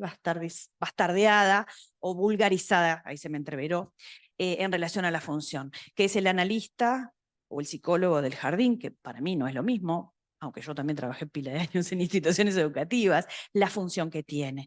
El psicólogo del jardín o la maestra tienen que tener una cosa medio de divulgación, de salud y, bueno, de lo que hay que hacer, porque es lo que más se está hablando en este momento sobre la crianza, hay que ser respetuoso, por ejemplo, es lo que hoy están diciendo, y nuestra función rebelde, revolucionaria y transformadora como portadores de la semilla del psicoanálisis, que es otra cosa.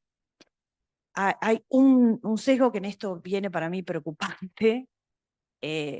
No me quiero meter con la política argentina, ni siquiera con la uruguaya, imagínense con la argentina, que ahí además está una compañera de APA, pero me preocupa sustancialmente qué queremos decir con la libertad, porque de ahí a la libertad avanza ya me da como un pánico que no quiero ni saber de qué estamos hablando, en relación a qué quiere decir la libertad. La libertad también, yo tengo como una cierta ambivalencia con esta conversación de calle, porque también me dan ganas de escuchar a la madre, ¿no? A esta mamá joven probablemente, que lleva a la nena de la mano, como decía Nati. ¿Qué quiere decir con vos vas a poder? Este empoderamiento, que me parece que por eso el riesgo también es caer, un poco lo decía Sandra también, ¿no? Con que cualquier cuestión ideológica que nos tome mucho, nos corre de la función. Cualquiera, Cualquiera. Entonces, por eso, a veces siento que es revolucionario decir cosas de hace 50 años.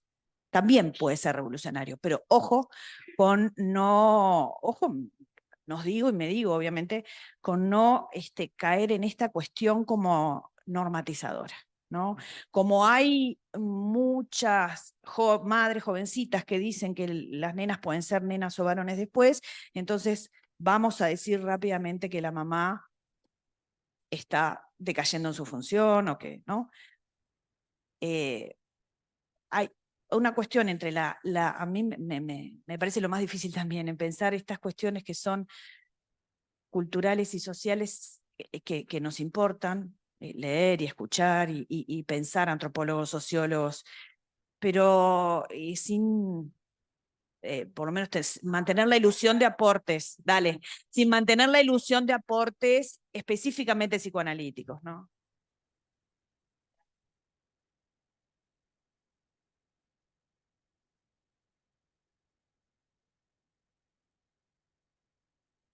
Bueno, creo que no llego a 4 minutos, es apenas una acotación.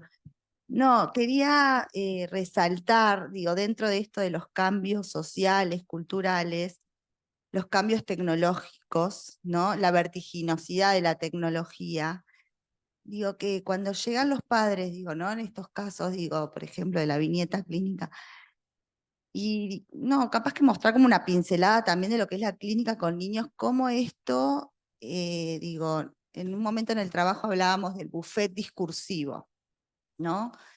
Entonces, lo asociaba también con, digo, esta dificultad de los padres de poder como, bueno, llevar adelante su propio gesto espontáneo y quedar también disponibles para poder observar y tomar el gesto espontáneo de sus hijos. Porque pensaba también el barullo que tienen los padres en su cabeza, ¿no?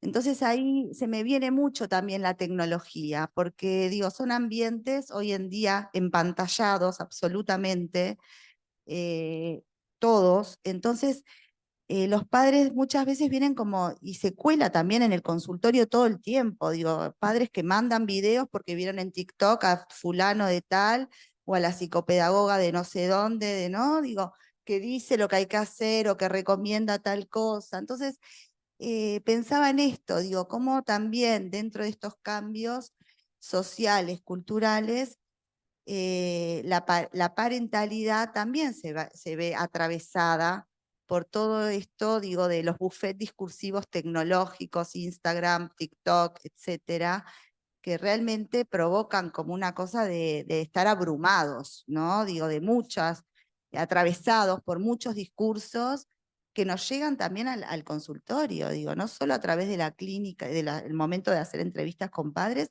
hay veces que te llegan al WhatsApp, te mandan directamente el reel que vieron que están mirando por Instagram, ¿no?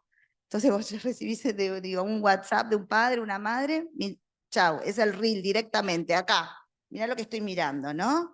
Entonces, bueno, quería resaltar esto, que también, digo, la clínica con niños y el trabajo con padres, muchas veces poder llegar al gesto espontáneo implica poder, ¿no? Como, bueno, hacer un trabajo de poder como pescarlos, sacarlos del barullo, me parece, ¿no? Y eso, bueno, lleva su tiempo y su trabajo, digo, poder que ellos puedan encontrarse también con sus propios deseos y experiencias y vivencias infantiles para poder desplegarlas también con su hijo, porque hay muchos atravesamientos y mucho barullo.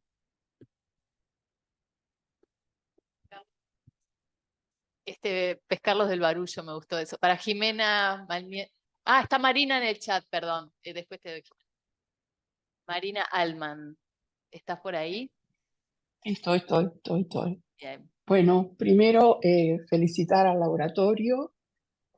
Me gustó, digamos, la espontaneidad y el modo que escribieron este trabajo conjunto, donde se revela, bueno, analistas pensando los temas actuales que a todos nos convocan. Así que, primero, mis felicitaciones a este grupo de trabajo muy pujante y con mucha producción también e intercambio. Así que esto está muy bueno. No, yo quería hacer algunas, digamos, a partir de la discusión acá, algunas cosas como que fui como pensando, o cosas que me parece realmente importante enfatizar. Una capaz que tiene que ver con cómo afecta la parentalidad y en alguna medida y en el trabajo analítico, no solamente la comunicación dentro de la sesión, sino que me parece lo que sucede a través de los mensajes de WhatsApp.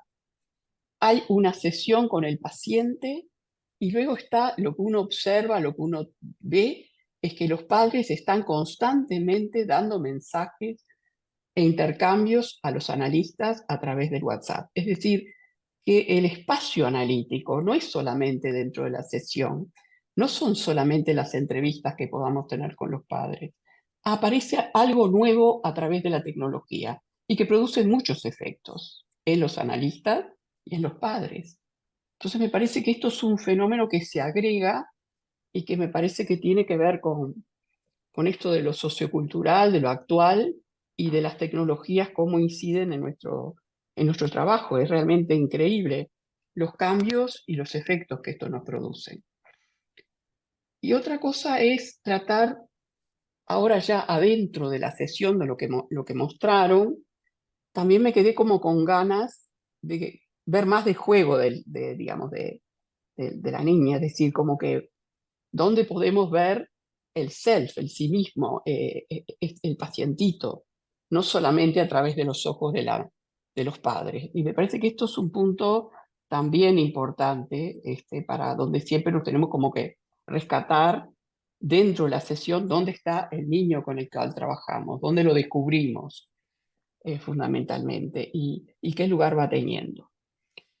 Dentro del material también me pareció importante que cuando estos padres tan insistentes, tan deseosos de ayudar a su hijo, pero también tan insistentes digamos, en los desajustes, es todo lo que tiene que ver con la vertiente transgeneracional.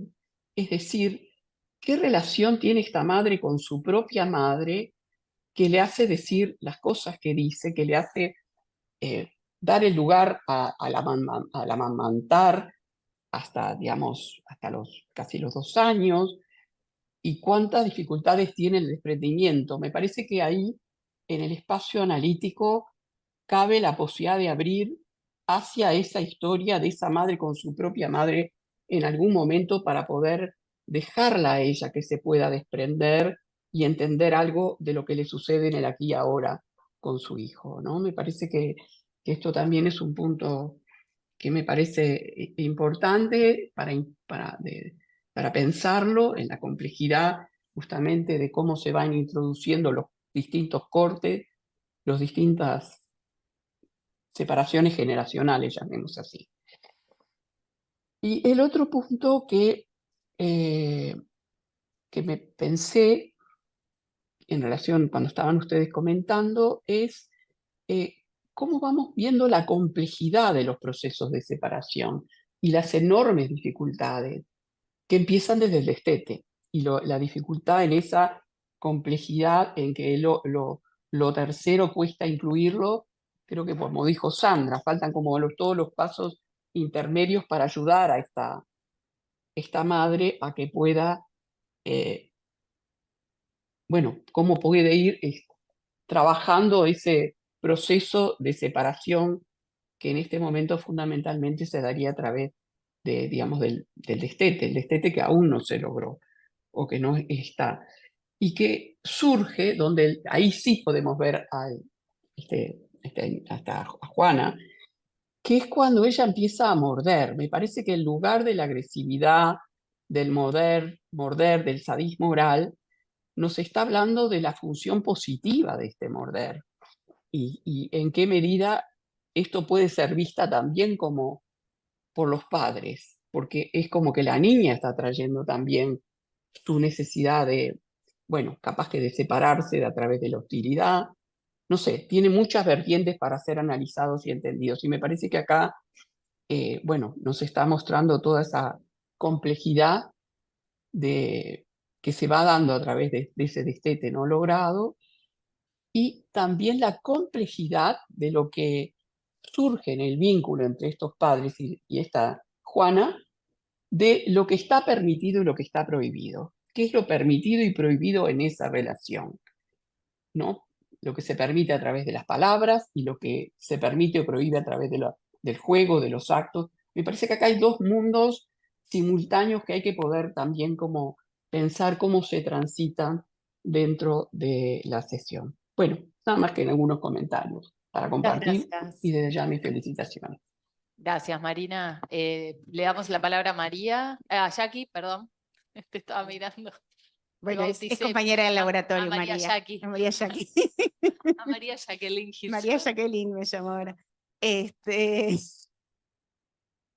No, yo quería agregar algo de esto de que me parece que es fundamental el tema de la diferencia, ¿no? Que la relacionamos con la diferencia de los sexos y la diferencia de generaciones, pero también pensaba en la diferencia yo no yo, que es la que de alguna manera abre el camino hacia las otras diferencias, ¿no? Sandra hablaba de la identificación primaria, Marina ahora hablaba del morder, ¿no? Cuánto esta niña introduce con el morder una manera de decir, mírenme que yo soy distinta en el abrazo familiar, nos abrazamos todos juntos, ¿no? Y hay algo de eso que me parece, y que ese es un tema que también me parece que en este camino de la separación que hablaba Marina, es un tema con el que nos enfrentamos todo el tiempo, ¿no? En esta invasión que sienten los niños, ¿no? Del otro que viene, la invasión del adulto, ¿no? Y cómo los problemas en esto, bueno, en la estructuración yoica, es algo que también nos aparece cada vez más en el consultorio, ¿no? De poder diferenciarme yo del otro, que me parece que es un camino de la diferencia que no tenemos que dejar afuera y que me parece que es importantísimo, ¿no? Entonces, digo, de alguna manera, el trabajo de Emma, ¿no? De la diferencia, de todo ese recorrido de la diferencia, me parece que nos ayuda también a darle lugar a todo eso. Nada más.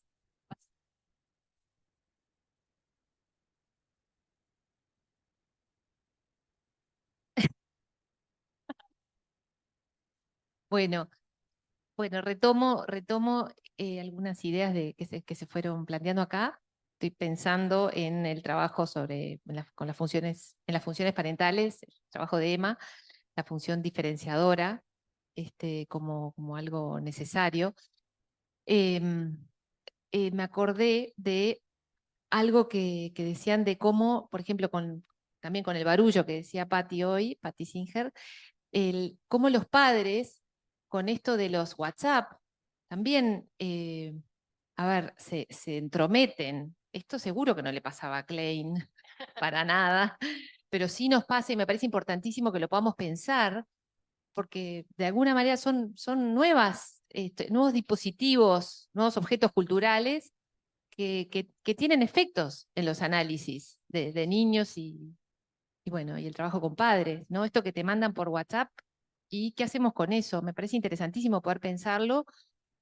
Personalmente, en los efectos de toxicidad y de interferencia en lo transferencial, ¿no? Esto que comentábamos, que de pronto te dicen, bueno, hoy pasó no sé qué, un mensajito así ridículo, pero que me lleva a un artículo de Mendilarzu que lo recomiendo, que es el INTU de hace muchísimos años, que a propósito de la identificación proyectiva, ¿no? Esto que por los WhatsApp es tan fácil, así como inocularte una idea, que eso sin duda que afecta el escenario transferencial en el trabajo con niños. ¿Qué hacemos con eso? ¿Qué lugar le damos?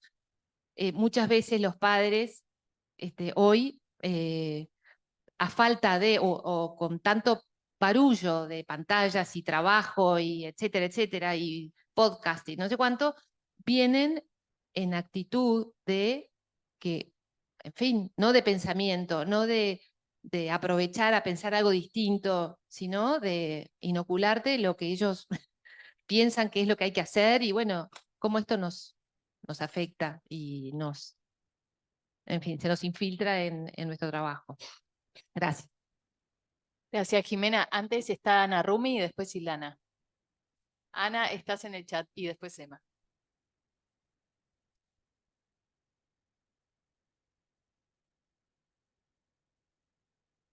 Ana, tenés el micrófono apagado. Ahí. Sí. Vamos. Bueno, era una pequeña intervención que me parece que ahora quedó un poco fuera de lugar, pero dos cosas nada más. Una cosa es que la cultura está en cada época, y que además es la cultura y lo epocal. No las podemos dejar de lado. Porque Melanie Klein no tenía lo de los padres, pero tenía una guerra. O sea, estaba marcada por una guerra, que también es intrusiva, ¿no? Tenía que acompañar a los niños hasta la parada del ómnibus por temor a las bombas, ¿no? Bueno, pero aparte de eso, lo que quiero decir es que me parece que nosotros, como profesionales, como grupo, no podemos dejar de lado y no conocer, no adoptar teorías de filósofos, de poetas, de la filosofía, de la pintura, de la política. Tenemos que saberlos. Eso no quiere decir adoptarlos. Eso es por un lado. Por el otro lado, quería decir que Judith Butler cambió mucho sus posturas a lo largo de su obra. Esa mención de lo preformativo como algo central, lo fue cambiando muchísimo. O sea, que fue la euforia de los primeros momentos cuando uno trae una idea tan nueva y tan novedosa que la pone con toda la fuerza.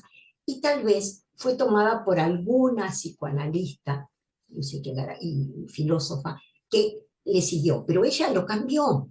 Ella no tiene esa fuerza en sus concepciones. En sus últimos libros, no es más que leerlo para ver cómo ha cambiado su concepto de performatividad. Pero eso no quiere decir que nosotros no tengamos que conocerla. Y como decían perfectamente, no olvidarse de Lee, no olvidarse del pensamiento complejo. Nosotros nos nutrimos de muchas cosas. Para tener nuestra identidad, tenemos que nutrirnos de otro, no tenemos que cerrar puertas, me parece a mí. Y eso me parece importantísimo, importantísimo. Y era eso solo, y primero que nada, decirle a Ángeles que lamentablemente llegué tarde y no pude, así que espero que me mandes el trabajo. Y un abrazo grande y mis felicitaciones, porque hace muchos años que nos conocemos y tengo el mejor de los conceptos de ti y de todo, de toda el equipo de niños de APA al cual he estado muy unida por muchos años. Bueno, nada más que eso. Y felicitaciones a todos porque la discusión me pareció excelente, riquísima, pero no se olviden de la cultura y no se olviden de lo epocal. Cada niño nace en un momento determinado, y casi diría en un país determinado, que se va integrando. Muchas gracias. Gracias, Ana. Le damos a Ilana y después tenemos a Emma y a Gabriela Triñanes y ahí cerramos la lista. Bien. Bueno, quería decir que a mí me parece bien importante y bien lindo cómo se viene dando el ciclo, ¿no? Creo que la actividad del viernes pasado y esta están dialogando y eso me parece que es bien productivo.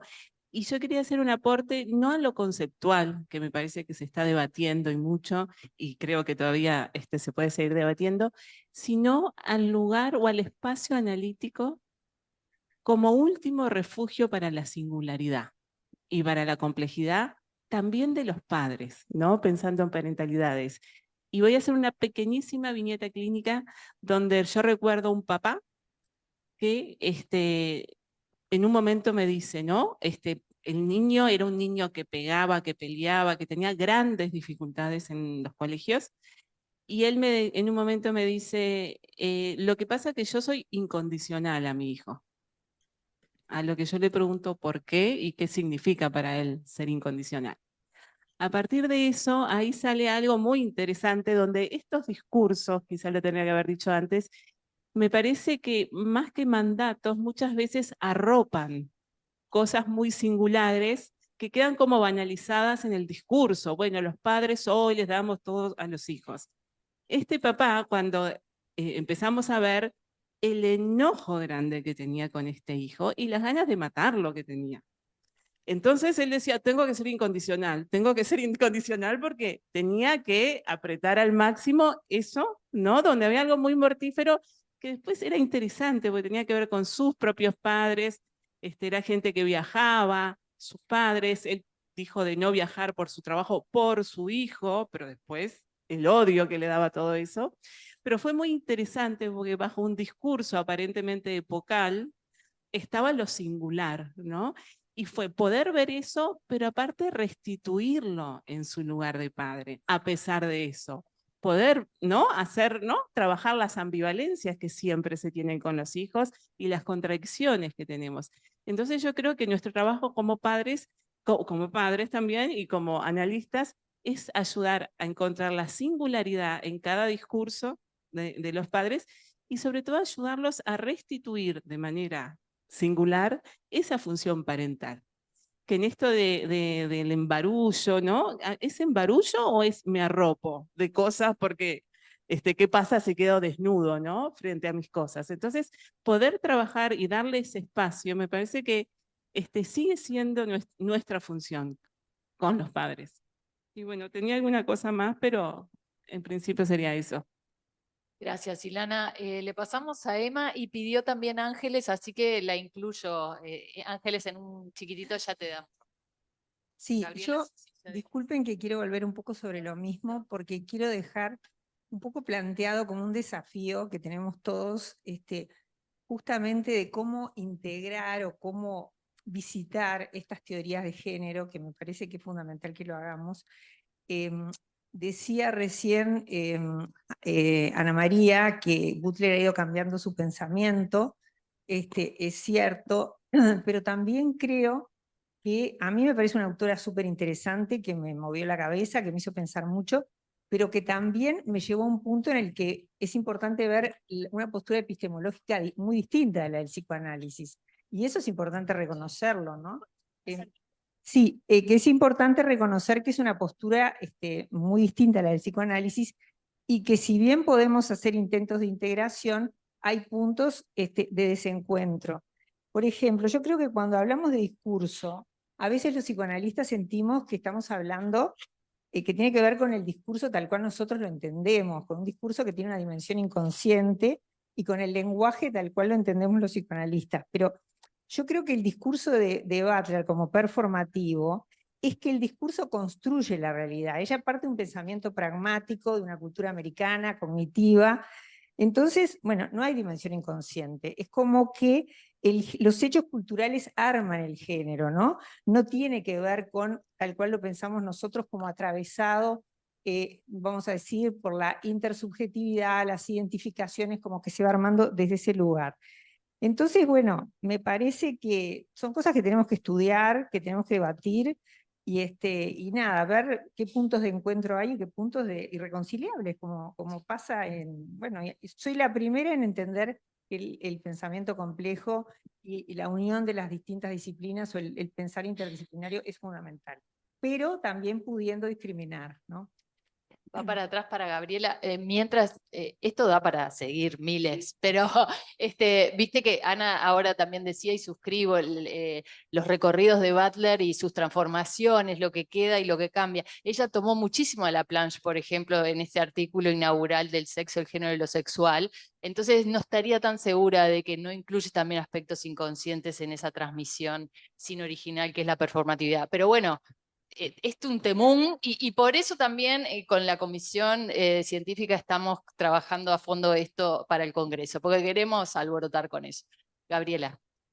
Bueno, yo lo que quería plantear es como más básico, capaz, que todo esto que están hablando, y en realidad tiene más que ver con un poco esto que circuló del gesto espontáneo que traían de Winnicott, y bueno, estas primeras etapas de diferenciación en el nacimiento de un hijo y la relación con quienes lo cuidan, y lo que describe Winnicott de el desarrollo de la capacidad de preocupación por el otro, que él la describe justamente en esa etapa antes del complejo de Edipo, como que hubiera en ese momento como una oportunidad muy permeable al desarrollo de esa capacidad.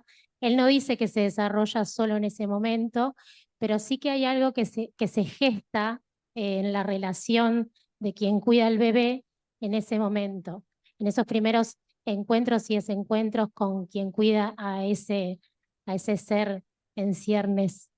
Y bueno, un poco en relación a eso, y lo que traían con respecto a los analistas de niños y esta invasión de repente de los padres, con esto que decían de los mensajes de WhatsApp, o etcétera, como también en todo eso que se da de las transferencias múltiples a las cuales estamos un poco convocados los analistas de niños, la posibilidad de intervenir también ahí desde el lugar del analista en el trabajo con padres, que tiene que ver con esto de poder trabajar sobre esto, que como siempre escucho acá en APU y en realidad me cuesta todavía conceptualizarlo yo, esta cuestión del tiempo, si hay un tiempo cronológico, como plantea Winnicott, en esa etapa se desarrolla la capacidad de preocupación por el otro, o si hay algo del tiempo al que tenemos que dejar caer, y siempre hay un tiempo abierto a marcar al otro en relación a desarrollar esta capacidad. Y me parece que en relación a eso los padres y también quienes trabajamos con familias y con niños, estamos viviendo sí epocalmente algo en relación a cierto exceso, cómo poder de alguna manera tomar contacto con lo espontáneo que nos surge en esto de poner límites. Estos son como dos puntos que quiere decir. Por un lado, la relación de quien cuida al bebé y cómo puede tomar contacto con lo que siente, porque ser madre o padre o ocupar ese lugar tiene que ver con algo que se siente, y cómo el exceso de todo lo que se sabe o se debería saber en relación a cómo hacerlo, si hubiera como un mandato de cómo hacerlo, un mandato actual. Y después en relación al lugar del analista, cómo poder también estar un poco más centrado en esto que creemos que es necesario, ¿no? Poner tope al exceso de los padres también, y cómo poder hacerlo desde ese lugar, del desarrollo de la capacidad de preocupación por el otro, que para mí tiene que ver con la posibilidad de diferenciación en esto que planteaba Emma en su trabajo del acceso a la terceridad, o que también lo plantearon en el trabajo de hoy en el laboratorio, y cómo esto tiene que ir como cabalgando de la mano, ¿no? Porque reconocer que hay un otro, se puede reconocer, pero ahora reconocer que el otro tiene que ver con algo que su vida también va a estar condicionada por lo que yo haga, por lo que yo no haga, es otro plano, ¿no? No es solo reconocer al otro, sino reconocer que el otro tiene que ver conmigo y yo tengo que ver con el otro, y que entonces la relación va a tener que ver con quién yo soy o quiero ser. Entonces, en relación a eso, me parece que se complejiza un poco más esto de la diferenciación, individuación que plantea Winnicott, y una cuestión que tiene que ver con que no solamente hay que diferenciarse y ser un otro, sino que hay que ser un otro con otros y teniendo en cuenta al otro. Y que ahí me parece que hay algo que todos en nuestro trabajo hacemos, obviamente, pero bueno, esto de Winnicott, que capaz que no es que lo hayamos trabajado mucho en los seminarios, pero a mí siempre, perdón, ya termino, y bueno, quería decir eso. Fin. Gracias, Gabriela. Ahora sí, Ángeles, y te invito a ti y aprovecho a invitar a todos los que están aquí, a todos los que están en el Zoom, y veo que está justamente Cholo Gómez por ahí, a la próxima actividad, que va a ser la última del ciclo Parentalidades, en donde vamos a hacer como una especie de foro y de interlocución y de discusión a partir de la película Familia, que la pueden ver en Netflix, para seguir peloteando estas cosas ya desde un sesgo también que introduce lo artístico y lo cultural. Ángeles. Bueno, como se ha visto, es muy rico todos los aportes que han realizado. Este trabajo sigue generando, porque así fue un poco en la jornada, este mismo clima, que toda la gente quería participar y se sentía convocada y sentía que le resonaba. Entonces me parece que este trabajo ha tenido esa riqueza enorme de dibujar unas pinceladas de la clínica actual, con lo cual muchos de los psicoanalistas de niños y adolescentes nos sentimos identificados, porque es lo que nos llega al consultorio.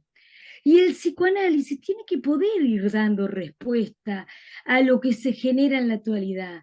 porque si no, otras corrientes de la psicología que tienen mucho menos para aportar en cuanto a cambios verdaderos en la subjetividad, en el sufrimiento psíquico, nos ganan de mano, porque dan respuesta muy rápida y nosotros, bueno, quedamos ahí como en un segundo plano. Nosotros tenemos que poder ir dando respuesta a todos los cambios que se van dando en la actualidad.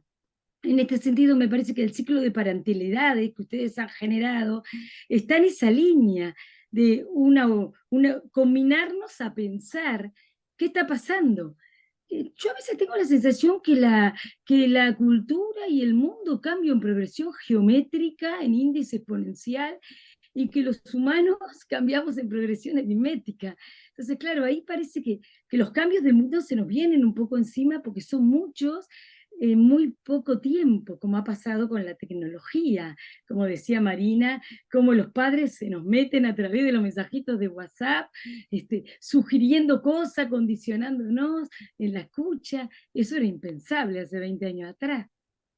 Entonces, bueno, celebro todo este encuentro, agradezco nuevamente que me hayan elegido para formar parte de este intercambio, porque es riquísimo, me llevo un montón de preguntas y líneas para seguir pensando. Creo que esto es nada más que un comienzo, creo que esto va a ser un trabajo hermoso que van a realizar, tanto la Asociación Psicoanalítica como el laboratorio, y agradezco muy especialmente esta invitación. Ana, te contesto, porque yo al principio decía que era muy lindo ver caras conocidas, como la de Marina, la de Beatriz, la de Emma, Patricia, Santiago. Digo, yo soy uruguaya, me formé en Uruguay y trabajé muchos años en Uruguay, entonces tiene una doble, tiene como un doble sentido el participar académicamente y la rememoración emotiva que me genera estar con los colegas de mi tierra natal. Entonces, en ese sentido, igual que te pasa a ti, Ana, hemos trabajado precioso siempre contigo y con mucha gente, con Marina, con Emma. Es muy lindo ese intercambio que se genera entre Argentina y Uruguay, esa cosa de instituciones hermanas. Muchas gracias y a seguir trabajando. Me parece que todo lo que aportaron muestra eso, que tenemos que seguir trabajando. Por mi parte, muchas palabras de agradecimiento. Gracias y te esperamos cuando quieras. Las científicas tienen su link de Zoom y te esperamos en el Congreso. ¿Cómo no? Va a ser un gusto.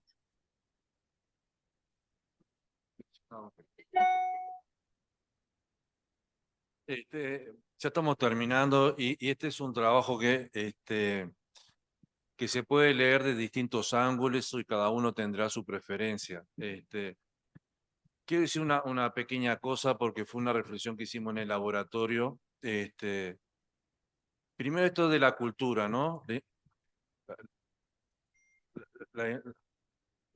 Digamos la influencia de la cultura, ¿no? Nosotros somos cultura. Somos cultura. En tanto los otros, tanto el chico como el grande, formamos uno, digamos, ¿no? Ahora, yo quedé pensando en algo de que el valor de esta actividad es algo de poder formular preguntas y pensar cada uno con las categorías conceptuales que se tengan, tanto antiguas como modernas. Y uno piensa como puede y desde el lugar que puede. Me parece que lo peligroso es no pensar, no preguntarnos y aceptar cómo vienen ciertos discursos y no permitirnos ni siquiera preguntar en la clínica. Entonces, yo creo que es un trabajo que molesto nuestro posicionamiento. Y molesto en este trabajo hacia el otro y con nosotros mismos que tenemos que rever teorías, conceptualizaciones, como decía Ana Rume, en una época de incertidumbre. No sabemos a dónde va a ir todo esto. Entonces me parece que tenemos que